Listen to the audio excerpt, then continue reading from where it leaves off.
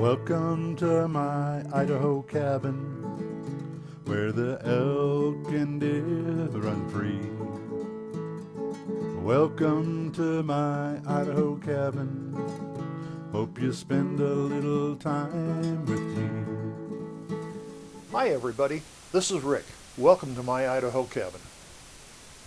Yesterday I went out to the freezer and pulled out some ribs, beef back ribs.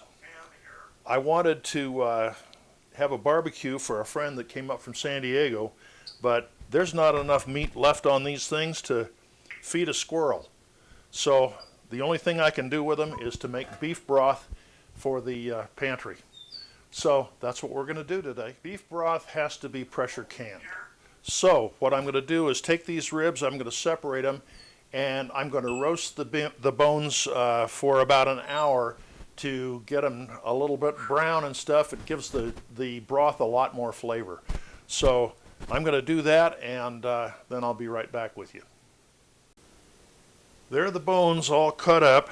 I'm going to sprinkle a little salt on here just to bring out the flavor just a little bit, make them sweat. Smokey's backup bell is working this morning. Okay, now I'm going to roast them for about an hour at 450 in the oven.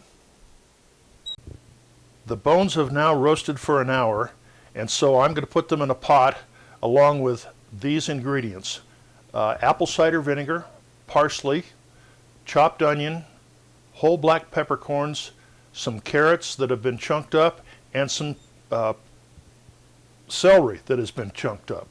Well, I'm going to chunk it up. Anyway, then we'll cover it with water and we'll put it on the stove to simmer for about 6 to 8 hours. There are the bones, all nicely browned. Okay, good morning everybody. Well, the stock has been sitting overnight in the refrigerator, and there is a nice layer of grease fat on top, and so we are going to take it off. So we have nice, we'll have nice fat-free beef stock when we're through. So with letting it sit in the refrigerator overnight, it solidifies, and it's real easy, as you can see, to take off.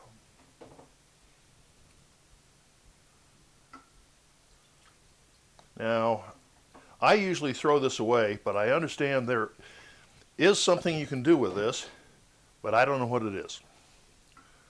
So anyway, we'll get this off, and then I'll strain the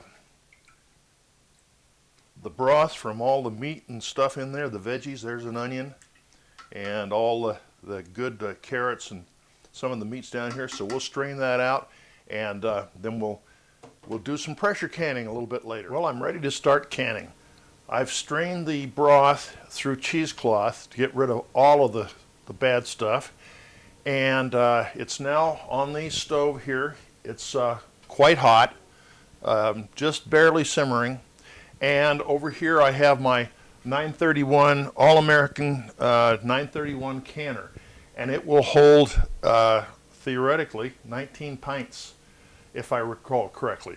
And I have 19 pints jars in hot water right here, ready to can. Now, this is not going to be a canning video, and I'm not going to go through all the steps. If you want to learn about canning or anything like that, go to YouTube, and there are plenty of tutorials on that. But anyway, I'll just tell you what I do is after I fill the jars, I wipe the rims with vinegar, because sometimes the stuff that you're processing is a little greasy, and vinegar will cut that. Plain water won't.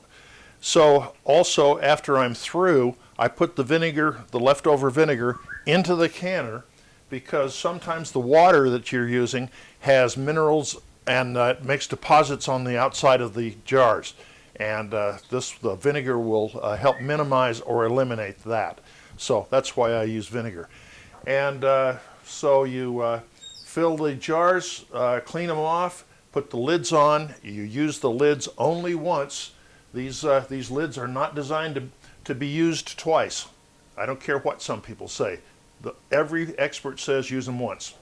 So anyway, I put those on, finger tight, put them in the water, bring the put the top on the canner, bring it up to pressure, let it vent for 10 minutes, put the weight on, and then let it build up. And as soon as it starts rocking, that's when you start your cooking time, and you cook according to the recipe.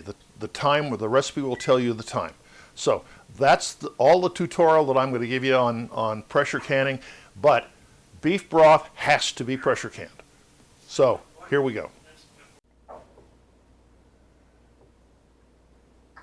Okay, now we're going to begin filling these jars, and we're going to fill them to 1 inch of head space, and that's just about to the bottom of the funnel will be perfect. Right to the edge of the lip there. That's 1 inch of head space. So we'll fill the jars and then clean the rims.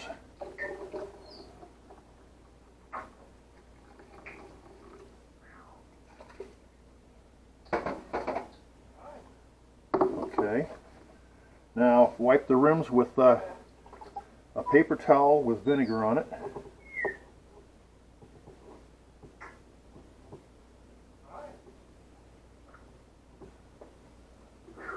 Now we're going to put a brand new lid on each of the jars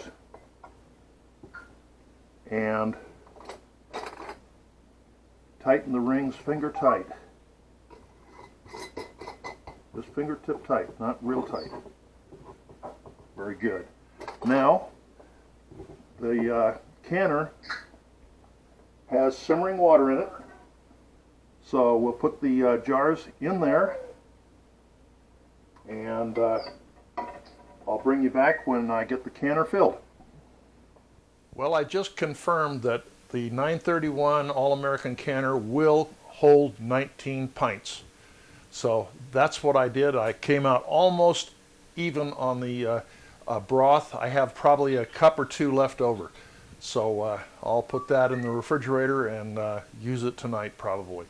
So anyway, the canner is now, the top's on it, and it's up on high, and I'm going to wait till the steam starts coming out of the vent, and once that happens, I'll vent it for 10 minutes and then put the weight on it, and as soon as that starts rocking, we're going to start the time. So that's where we are. The canner has now been venting for 10 minutes, so now I'm going to put the weight on at 15 pounds, at the 15 pound mark, because of my altitude, which is 4,300 feet. So now it will come up to pressure, and as soon as the weight starts to rock, I'm going to start timing the canner, and the beef broth in pints should be canned for 20 minutes. If it was in quarts, it would be 25 minutes. So that's what's happening. As you can see, the temperature is now up, the pressure is now up, and the weight is rocking. So now I can start the timer for 20 minutes, and I'm also going to start turning down the pressure very slowly, because I only want the weight to rock about 3 or 4 times a minute, and we don't want it to continually rock like it is right now. So at this point, we can turn the temperature down just a little bit until it stops rocking, rocks intermittently about once every 10 to 15 seconds. It's important to remember that you want to turn the temperature down slowly, because if you turn it down too fast, it will stop the rocking of the weight. So turn it down just a little bit at a time, and when you get it down to about rocking 3, 4, 5 times a minute, you're just about right. So then you can just leave it there for the remainder of the processing time. Well, the time is up, and I've just taken the top off the All-American canner. So now we can take these out and put them to rest. Here's what it looks like. Beautiful.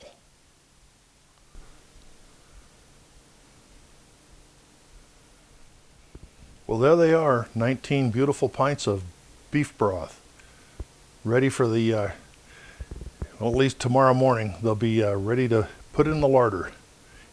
And we'll use them down the road, but that'll keep me in stock for a little while. Well, I hope you enjoyed this episode of My Idaho Cabin. Beef broth is one of the staples that you need around the house, and I just had a good opportunity to make some that'll last me a month or so, anyway, maybe a couple of months even. 19 pints is a pretty good amount. Smoky. We don't need any editorial comments.